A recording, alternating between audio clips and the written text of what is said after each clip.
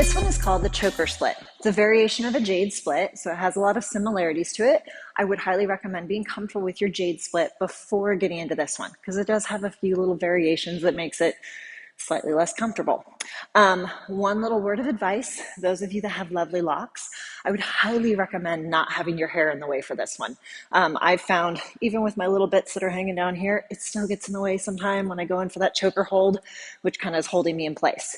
So I've seen a few variations of how people go into this, but I find, at least for me, maybe this works well for you, maybe it doesn't. Remember, our bodies are all different, that starting out with the leg grab before the choker part makes it so much easier to get into it. I tried it initially trying to get my head and my arm in position and then trying to grab that leg, and I just found that the leg was just so far away and it was hard to find it, and I ended up frantically kind of, reaching around in the dark trying to find it. So with this, I find starting as if I'm going into a regular jade split as far as what's happening with my leg makes the transition much smoother. My hand is in position, and then when I'm ready, then I take my head to the other side of the pole. Okay. As far as how to grab your leg, once again, I've seen a lot of variations on this. It comes down to personal preference. Okay. For me, both in my jade and also in the choker split, I like to grab with my thumb facing towards my toes, because when I do a regular jade, I end up actually wrapping my forearm around my calf. I see some people grab with the thumb facing down. Once again, personal preference. I find that when I go with my thumb facing away, I have a little bit more pull and I can hit a little bit better line. Okay, so it's personal preference. It's whichever you feel most comfortable. But I find this angle with the thumb back and trying to pull in, it just is kind of a weird angle. Versus if I can go thumb away, I can think of pulling my elbow to my side. It fixes the elbow. It just makes me feel a lot more strong and stable and secure and feel like I can hold the position longer, giving me a better line. Okay, so once again, that is my recommendation, but do you. Okay, so if you prefer the other way, great. Okay, so we're going to go into this from an outside leg hang. Like I said, you were already familiar with the jade split on this one. Okay, so I don't need to break down exactly what's going on there with that. So we're going to start outside leg hang. We're going to circle that inside leg and grab it the same way you would for your jade. As I'm going into that, my bottom hand is down.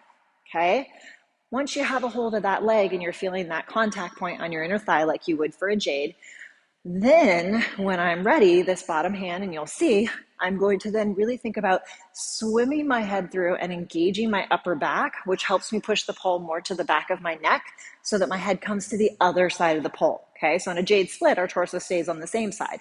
Versus with this one, the choker split, my head's going to end up coming to the other side, and you're going to be kind of choking yourself out there a little bit. Okay, you're really not. Once again, varies person to person. I have excessively long arms, so I don't feel my arm touching my throat at all, but everyone's a little bit different. Okay, so outside leg hang.